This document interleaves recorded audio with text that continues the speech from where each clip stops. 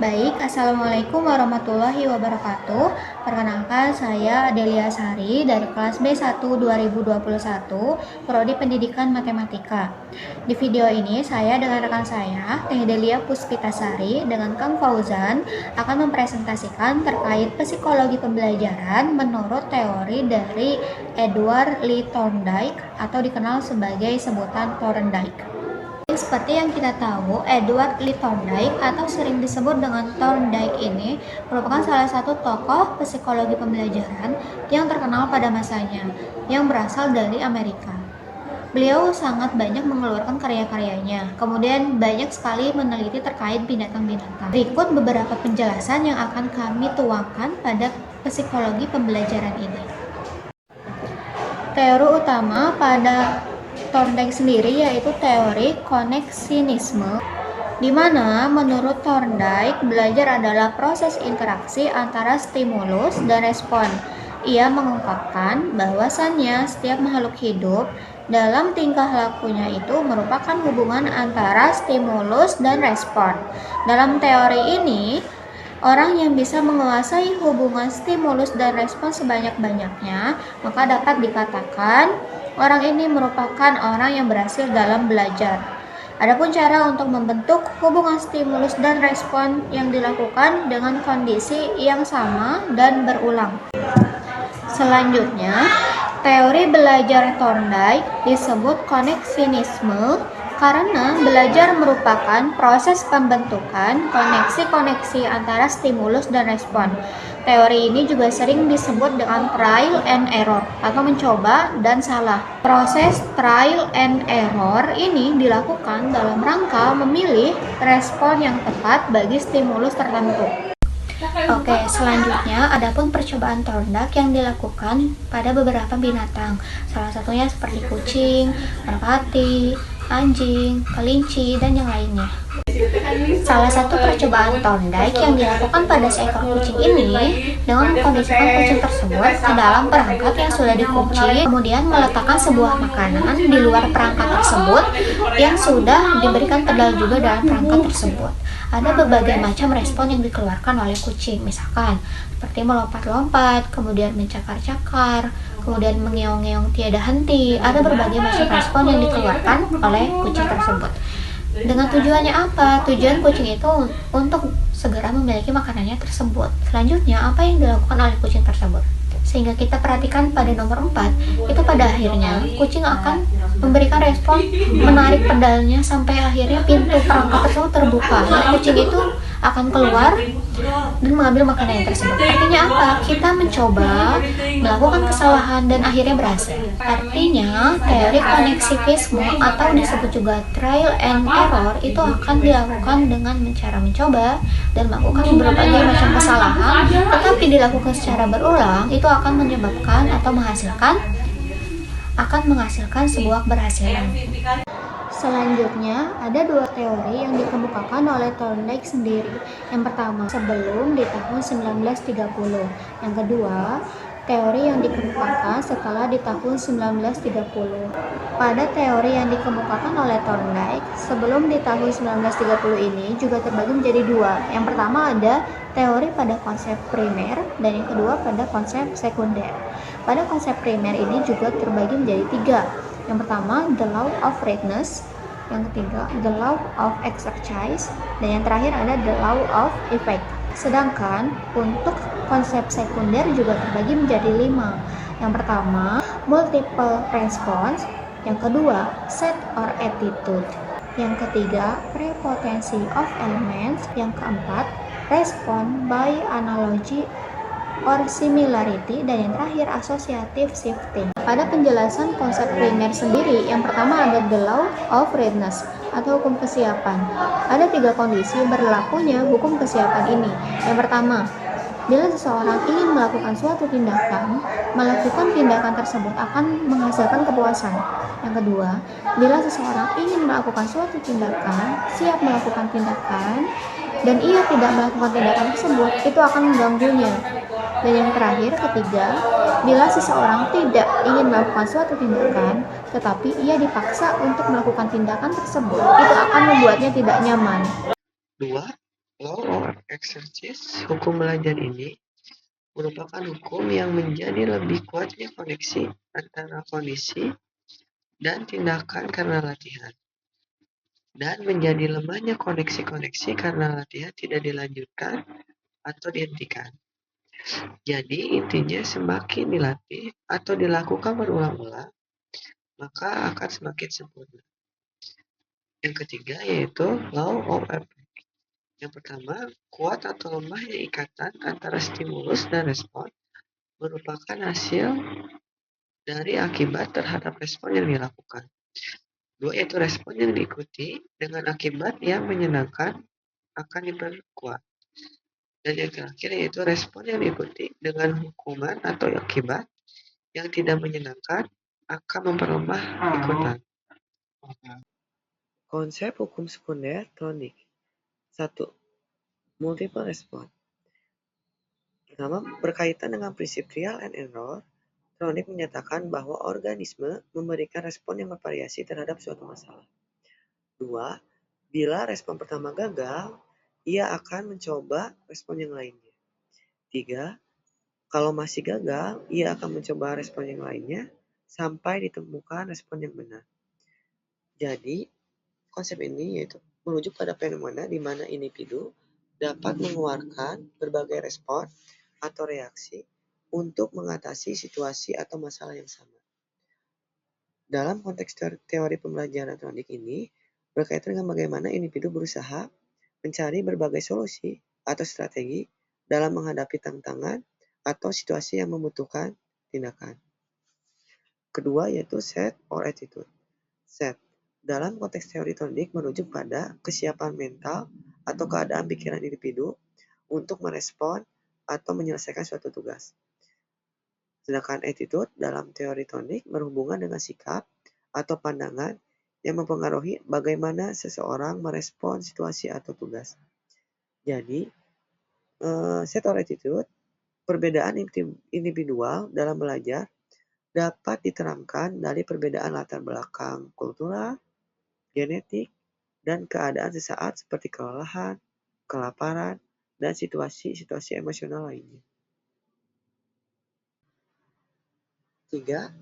Property of elements, yaitu lingkungan yang dihadapi organisme begitu kompleks, sehingga tidak mungkin memperhatikan semua aspek dari stimulus secara sama penting. Jadi dapat dibedakan antara aspek-aspek yang sangat diperhatikan dan aspek-aspek yang diabaikan sama sekali. Respon individu tergantung dari aspek-aspek apa yang diperhatikannya. Jadi konsep ini berhubungan dengan bagaimana elemen-elemen kecil dari keterampilan atau pengetahuan harus dipahami dan dikuasai secara terpisah sebelum seseorang dapat menguasai keterampilan secara keseluruhan. Keempat yaitu response by analogy or similarity. Dalam menghadapi situasi yang baru, organisme akan menggunakan pengalaman lamanya karena situasi baru yang mirip dengan situasi yang sudah biasa ditemui akan lebih akrab dan lebih mudah. Ini mendasari pendapat Tronic tentang transfer of training melalui elemen identik. Jadi, kesimpulannya yaitu prinsip ini menggarisbawahi pentingnya transfer pembelajaran dan penerapan respon yang telah terbukti efektif untuk memecahkan masalah baru. Dengan memahami dan memanfaatkan analogi ini, individu dapat belajar lebih efisien dan mengatasi tantangan baru dengan lebih baik. 5. Associative shifting. Secara bertahap, organisme dilatih untuk dapat menghadapi situasi atau masalah baru atau masalah yang lebih kompleks. Dua prinsip ini berbeda dengan trial and error yang dikendalikan prinsip the law of effect. Prinsip ini dikendalikan oleh persepsi terhadap kontinuitas atau kesinambungan. Jadi, konsep ini berhubungan dengan cara bagaimana asosiasi antara stimulus dan respon dapat berubah atau berpindah ketika situasi atau kondisi belajar berubah. Teori Tronic setelah tahun 1930. Revisi Law of Exercise, yaitu menyatakan bahwa kaitan antara S dan R akan diperkuat dengan mengulang-ulang latihan ternyata tidak tepat. Begitu juga dengan tidak menggunakan, belum tentu akan berarti lemahnya kaitan S dan R. Latihan memang akan meningkatkan kemampuan, namun akan lebih terbantu kalau organisme tahu hasil latihan.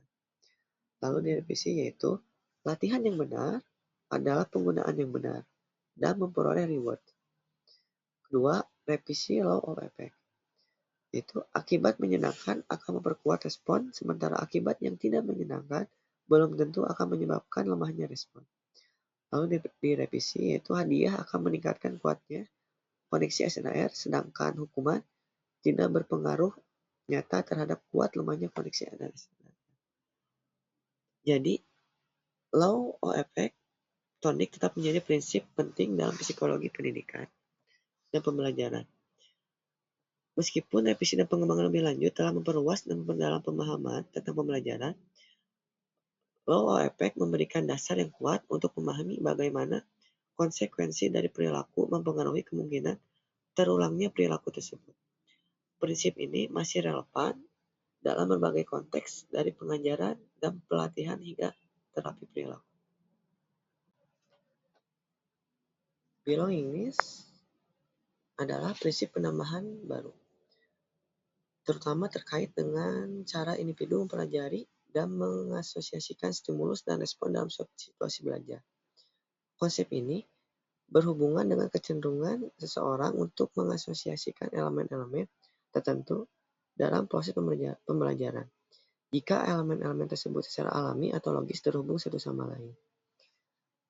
Jadi, konsep ini mengacu pada kecenderungan individu untuk membentuk asosiasi yang lebih kuat antara stimulus dan respon jika mereka memiliki hubungan alami atau relevansi kontekstual. Konsep ini menekankan pentingnya keterkaitan dan relevansi dalam proses pembelajaran dan memiliki implikasi signifikan dalam desain pengajaran dan strategi pembelajaran, memastikan bahwa informasi disajikan dalam konteks yang memudahkan pemahaman dan penerapan. Dan Tronic tidak setuju dengan proksimitas. Dua hal yang berdekatan belum tentu diingat dengan lebih baik. Hal yang diingat adalah yang mempunyai kaitan makna bersama.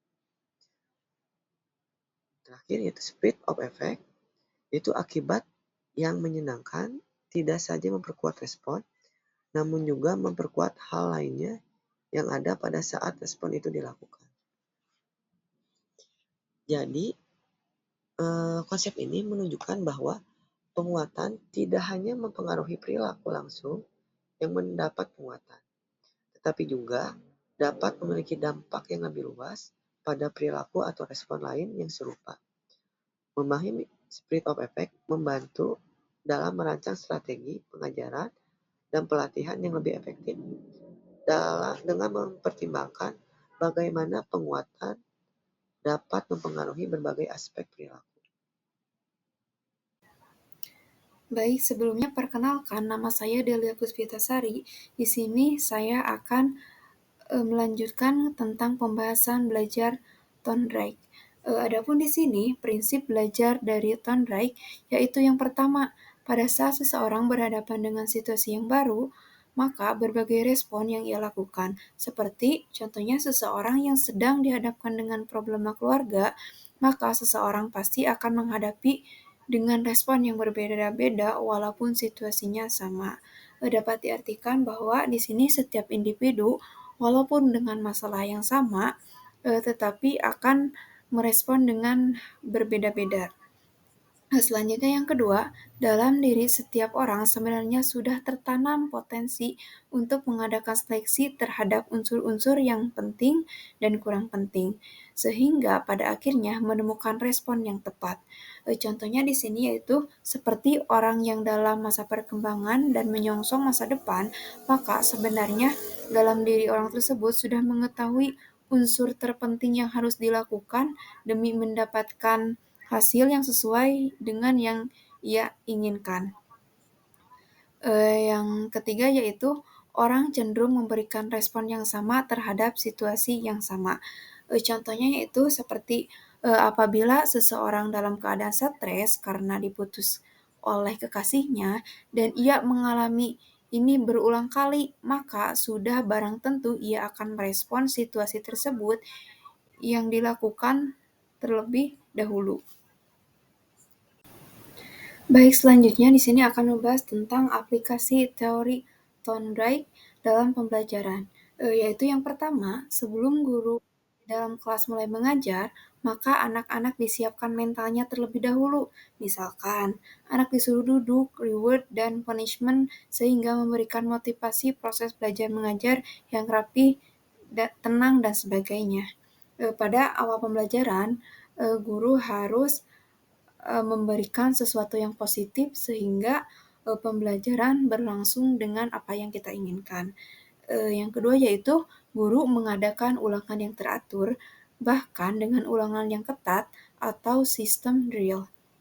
Yang ketiga yaitu yang terakhir, guru memberikan bimbingan, pemberian hadiah, dan pujian. Seelok-eloknya guru perlu memberikan ganjaran atau hadiah kepada murid-murid yang menguasai kemahiran tersebut. Contohnya di sini pada akhir pembelajaran, guru memberikan hadiah seperti coklat, pensil, ataupun apapun itu sehingga membuat murid merasa senang. Adapun kelebihan dan kelemahan teori Thorndike, di sini saya akan membahas terlebih dahulu tentang kelebihan dari teori ini. Yang pertama yaitu cenderung mengarahkan anak untuk berpikir linear dan konvergen, yaitu sangat efektif dalam materi yang melibatkan penghafalan. Belajar merupakan proses pembentukan atau shaping, yaitu membawa anak menuju atau mencapai target tertentu. Yang kedua yaitu dengan sering melakukan pengulangan dalam pemecahan suatu permasalahan, anak didik akan memiliki sebuah pengalaman yang berharga. Yang ketiga yaitu dengan adanya sistem pemberian hadiah akan membuat anak didik menjadi lebih memiliki kemampuan dalam memecahkan permasalahan yang dihadapinya. Artinya di sini ketika guru memberikan sebuah hadiah ataupun apapun itu, maka peserta didik tersebut memiliki kemauan ataupun keinginan dalam memecahkan masalah tersebut. Selanjutnya di sini ada kelemahan dari teori Thorndike. Yang pertama yaitu terlalu memandang manusia sebagai mekanismus dan otomatisme belaka sehingga disamakan dengan hewan. Meskipun banyak tingkah laku manusia yang otomatis, tetapi tidak terlalu bahwa tingkah laku manusia itu dapat dipengaruhi secara trial and error. Trial and error tidak berlaku mutlak bagi manusia. Yang kedua yaitu memandang belajar hanya merupakan asosiasi belaka antara stimulus dan respon, sehingga yang dipentingkan dalam belajar ialah memperkuat asosiasi tersebut yaitu stimulus dan respon dengan latihan-latihan ataupun ulangan-ulangan yang dilakukan secara terus-menerus.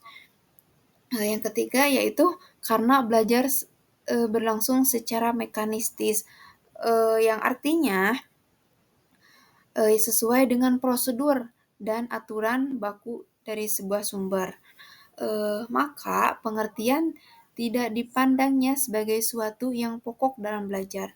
Mereka mengabaikan pengertian sebagai unsur yang pokok dalam belajar. Yang terakhir yaitu implikasi dari teori behavioristik dalam proses pembelajaran dirasakan kurang memberikan ruang gerak yang bebas bagi pembelajar atau berkreasi, bereksperimentasi, dan mengembangkan kemampuannya sendiri.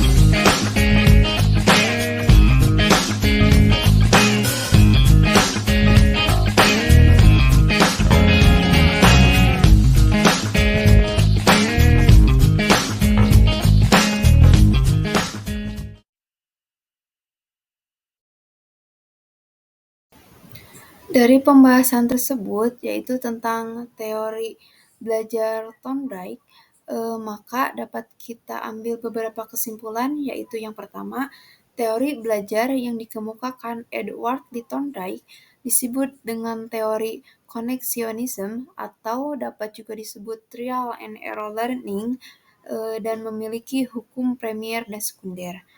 Yang kedua yaitu ciri-ciri belajar dengan trial and error adalah ada motif pendorong aktivitas, ada berbagai respon terhadap situasi, dan juga ada eliminasi respon-respon yang gagal atau salah. Yang ketiga yaitu menurut teori ini, belajar merupakan peristiwa terbentuknya asosiasi-asosiasi antara peristiwa-peristiwa yang disebut dengan stimulus dengan respon. Nah, yang keempat yaitu stimulus adalah suatu perubahan dari lingkungan eksternal yang menjadi tanda untuk mengaktifkan organisme untuk beraksi atau berbuat, sedangkan respon yaitu sembarang tingkah laku yang dimunculkan karena adanya perangsang. Jadi, teori ini mengajarkan supaya bersikap aktif. Selanjutnya, yang kelima yaitu implikasi teori Thorndike dalam pembelajaran ialah untuk meningkatkan tahapan kesediaan belajar. Pada masa yang sama, guru perlu memainkan peranan dalam menggunakan motivasi yang sesuai. Sekian dari kami pembahasan tentang psikologi pembelajaran Thorndike. Semoga bermanfaat dan menambah wawasan. Terima kasih. Wassalamualaikum warahmatullahi wabarakatuh.